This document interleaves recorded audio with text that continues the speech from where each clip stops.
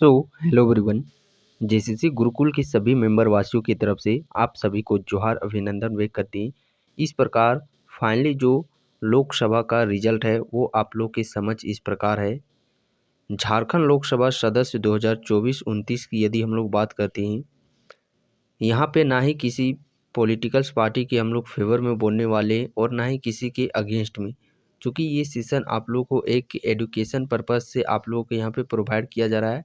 क्योंकि यदि लोकसभा की यदि हम लोग सीट बात करते हैं और जो भी अभी आप लोग के झारखंड में रिसेंटली एग्जामिनेशन है, सीडीपीओ का एग्जामिनेशन, जेपीसी मेंस का एग्जामिनेशन या फिर हम लोग कोई भी अदर एग्जामिनेशन, झारखंड सहायक आचार्य का एग्जामिनेशन या फिर जो भी आप लोग के अपकमिंग झारखंड पुलिस सीजीएल, इस प्रकार के जो एग्जामिनेशन आप लोग के आने वाले समय में होंगे, उन पर ये टॉपिक से हो सकता है मे बी पॉसिबिलिटी कि आप लोग के प्रश्न पूछे जाएंगे।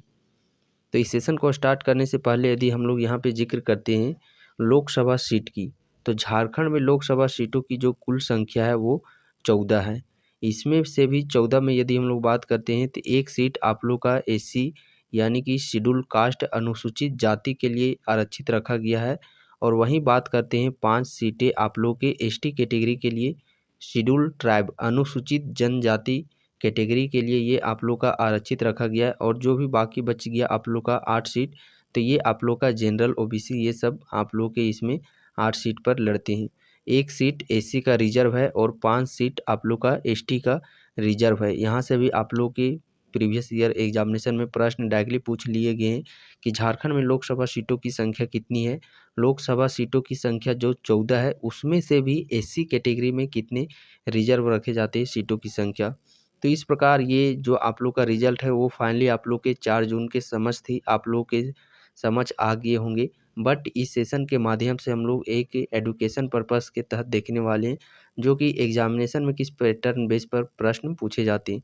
सबसे पहले यदि हम लोग बात करते हैं 14 की, तो इस 14 लोकसभा सीटों में यदि बीजेपी की यदि हम लोग बात करते हैं तो बीजेपी के 8 उम्मीदवार यहाँ से जीत जो हासिल प्राप्त हुई है। वहीं जेएमएम के यहाँ पे 3 सीटों पर जेएमएम का विजय देखने को मिला है। इंडियन नेशनल कांग्रेस को यहाँ पे 2 सीटें प्राप्त हुई है। वहीं पे आसू पार्टी को 1 सीट प्राप्त हुई है। अब चलिए हम लोग इन सीटों पर यदि हम लोग बात करते हैं कि कौन कौन यहाँ से सीटें प्राप्त हुई है, तो 8 सीटें जो कि जस्ट अभी हम लोगों ने देखा, 8 सीटें जो कि बीजेपी भारतीय जनता पार्टी को यहाँ पे मिली है। 3 सीटें जेएमएम झारखंड मुक्ति मोर्चा को सीटें मिली है। 2 सीटें इंडियन नेशनल कांग्रेस को और आसू पार्टी को यहाँ से 1 सीट देखने को मिली है। मैं भी हो सकता है कि डिफ़िकल्ट प्रश्न बनाने के लिए आप लोग को पूछ लिया जाए कि 2024 के लोकसभा चुनाव में झारखंड में जेएमएम के कितने सीट प्राप्त हुए हैं। तो इस प्रकार देख सकते हैं 14 सीटों का इस प्रकार आप लोग के विवरण आप लोग के समझ है। अब यहाँ पे जो सबसे पहले हम लोग 8 यहाँ पे नाम देखने वाले हैं, ये आप लोग के बीजेपी के उम्मीदवार हैं जो कि 8 उम्मीदवार कौन कौन से। सबसे पहले यदि हम लोग गोड्डा सीट की बात करेंगे और यहाँ पे उन संसद लोकसभा क्षेत्र को भी हम लोग बात करेंगे कि कौन सा लोकसभा क्षेत्र है जो कि एसटी के लिए रिजर्व है और एससी के लिए भी रिजर्व है। सो सबसे पहले यदि हम लोग गोड्डा की बात करते हैं तो गोड्डा में आप लोग के ये बीजेपी के उम्मीदवार हैं जो कि निशिकांत दुबे गोड्डा के सांसद बने हैं। वहीं बात करते हैं चतरा से, तो चतरा से कालीचरण सिंह जो कि बीजेपी की उम्मीदवार है, ये यहाँ से सांसद बने हैं। कोडरमा से अन्नपूर्णा देवी यहाँ से सांसद बनी है। अन्नपूर्णा देवी ये आप लोग की एक महिला यहाँ पे है।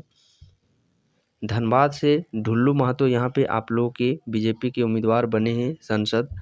और रांची से आप लोग के संजय सेठ यहाँ से विजय प्राप्त हुए हैं। जमशेदपुर से विद्युत वरण महतो और पलामू से विष्णु दयाल राम। और ये पलामू यदि हम लोग बात करते हैं तो पलामू आप लोग का एससी के लिए रिजर्व है। किसके लिए? एससी के लिए। पलामू सांसद लोकसभा क्षेत्र है वो शेड्यूल कास्ट के लिए ये आप लोग का आरक्षित रखा गया है। हजारीबाग से आप लोग के मनीष जायसवाल यहाँ से जीती हैं।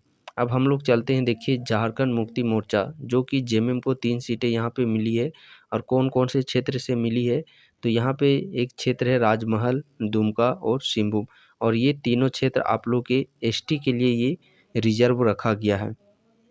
राजमहल से जेएमएम के जो सांसद बने वो है विजय कुमार हंसदक। वहीं दुमका से बने हैं नलिन सोरेन और सिंहभूम लोकसभा क्षेत्र से जोबा मांझी भी आप लोग के यहाँ पे एक फीमेल है। तो इस प्रकार यदि हम लोग रिसेंट यदि देखा जाए जो 14 आप लोग के लोकसभा क्षेत्र झारखंड में है, जिसमें कि 2 महिलाएं हैं, एक अन्नपूर्णा देवी और एक है जोबा मांझी।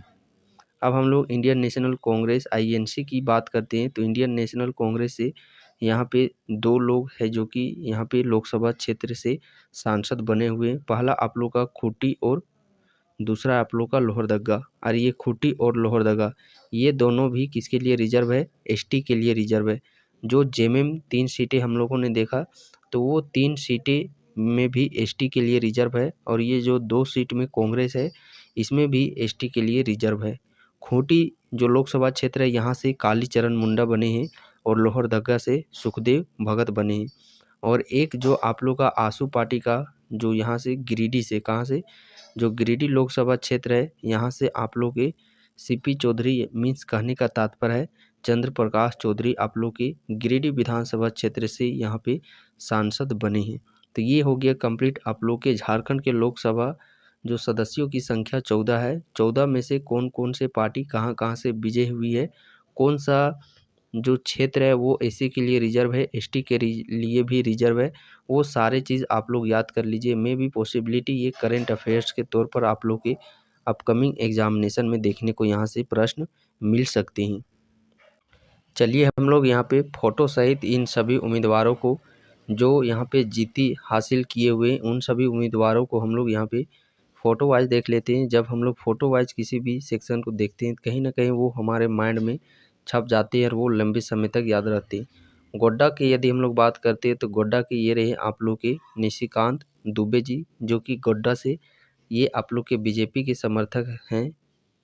वहीं यदि हम लोग नेक्स्ट बात करते हैं चतरा की तो चतरा के देखिए कौन यहाँ पे विजय हुए हैं तो कालीचरण सिंह ये भी आप लोग के BJP के ही समर्थक है।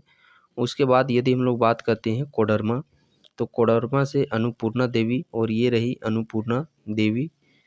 नेक्स्ट अगला क्षेत्र हम लोग बात करते हैं धनबाद से तो धनबाद से विजय जो हासिल किए वो है ढुल्लू महतो और ये रहे आप लोग के ढुल्लू महतो। धनबाद के बाद हम लोग चले जाते हैं रांची में और रांची में जो BJP से सीट विजय हुए वो है संजय सेठ और ये रहे आप लोग के संजय सेठ। नेक्स्ट यदि हम लोग बात करते हैं जमशेदपुर की तो जमशेदपुर से विद्युत जो वरुण महतो है ये आप लोग के BJP पार्टी से संबंध रखने वाले हैं। जमशेदपुर के बाद हम लोग आ जाते हैं पलामू और ये जो पलामू है आप लोग का पलामू SC के लिए जिसमें कि विष्णु दयाल राम यहाँ से आप लोग के BJP से सीट हासिल किए हुए हैं। नेक्स्ट है आप लोग का हजारीबाग यहाँ से आप लोग के मनीष जायसवाल और ये रहे आप लोग के मनीष जायसवाल। अब हम लोग सीट चलते हैं ये रहे आप लोग के 8 उम्मीदवार जो कि BJP के समर्थक हैं। नेक्स्ट अब हम लोग चलते हैं जेएमएम के जो कि 3 उम्मीदवार जेएमएम से बने हुए हैं जिसमें कि पहला जो क्षेत्र है वो है राजमहल क्षेत्र और राजमहल क्षेत्र से यहाँ से जेएमएम के सांसद बने हैं विजय कुमार हंसदक। ये रही आप लोग के फिगर में विजय कुमार हंसदक।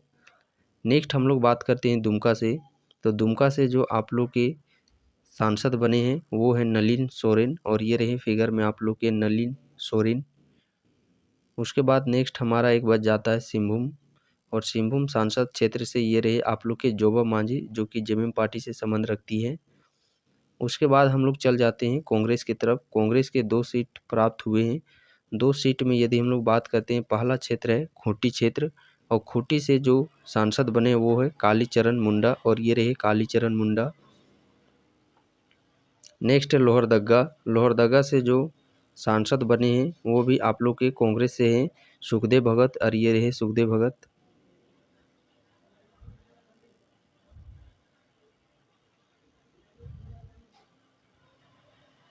एक सीट आसू का यदि हम लोग बात करते हैं और आसू से जो एक सीट वो क्षेत्र है गिरिडीह लोकसभा क्षेत्र और गिरिडीह से जो यहाँ से जीत हासिल हुई है वो है चंद्र प्रकाश चौधरी और ये रहे आप लोग के चंद्र प्रकाश चौधरी।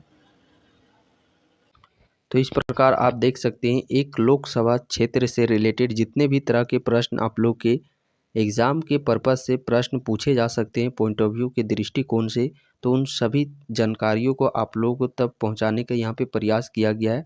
यदि आपके बिहाफ़ पर यदि आप लोगों को लगता है कि कुछ जानकारियाँ यहाँ पे अधूरी रह गई है, तो मैं आप लोगों से विनम्र विनती करता हूँ कि आप लोग हो सके तो उस चीज़ को भी आप लोग कमेंट सेक्शन में शेयर करने का प्रयास करें, ताकि और लोगों तक जो कुछ भी रह गया है, उसका भी जानकारी उन लोगों तक पहुँच सके।